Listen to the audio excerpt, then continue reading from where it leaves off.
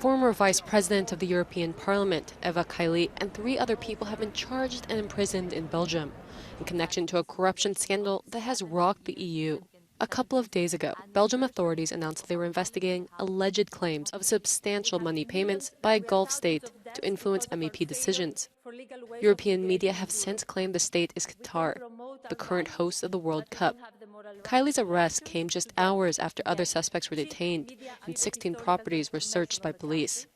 The investigation began several months ago when police started to suspect a Gulf country was trying to influence the European Parliament with money and gifts. The alleged bribery accusations comes as Qatar has made a major push to improve its image in the face of criticism about human rights violations within its borders. Following the investigation, several political parties have called for the suspension of a planned vote to end visa requirements for Qatari citizens within the Schengen zone. Bakhmut has been reduced to ruins. Russian forces continue to pound the eastern Ukrainian city that was once home to 72,000 people. Today, only 12,000 residents remain. Meanwhile, maintenance workers in Kyiv have been called out to free dozens of residents trapped in elevators as power cuts continue in the capital. While in Odessa, a nighttime drone attack on Friday has left much of the port city without electricity. The key issue today is energy, said President Vladimir Zelensky. The situation in the Odessa region is very difficult. After the night strike by Iranian drones, Odessa and other cities and villages of the region are in darkness. As of now, more than 1.5 million people in the Odessa region are without power.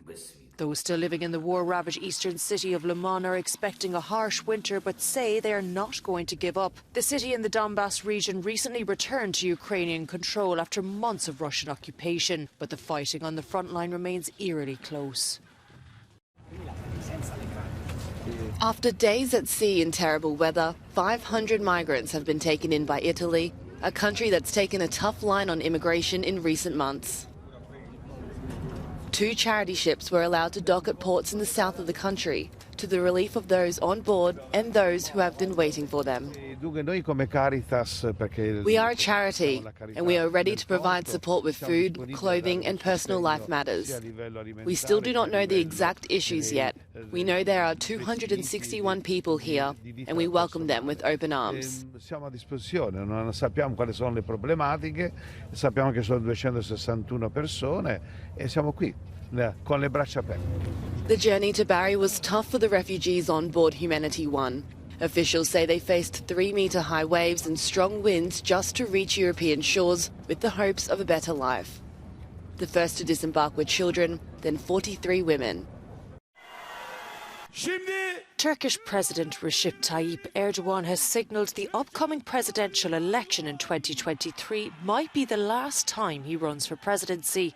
It comes as the country's Islamic-rooted ruling AKP party submitted a constitutional amendment to Parliament on Friday enshrining a woman's right to wear headscarves at work and in daily life. The move has revived a hugely divisive issue and comes 6 months before the next election, one that promises to be a heated and tight race.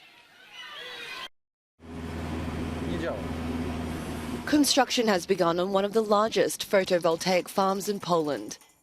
The field will have an ultimate production capacity of some 153 megawatts of power and will be built on 100 hectares of land. There will be about 200,000 solar panels, each with a power of 500 watts. Building the first stage of the farm will cost about 85 million euros. The investment is part of the Polish Energy Group's strategy.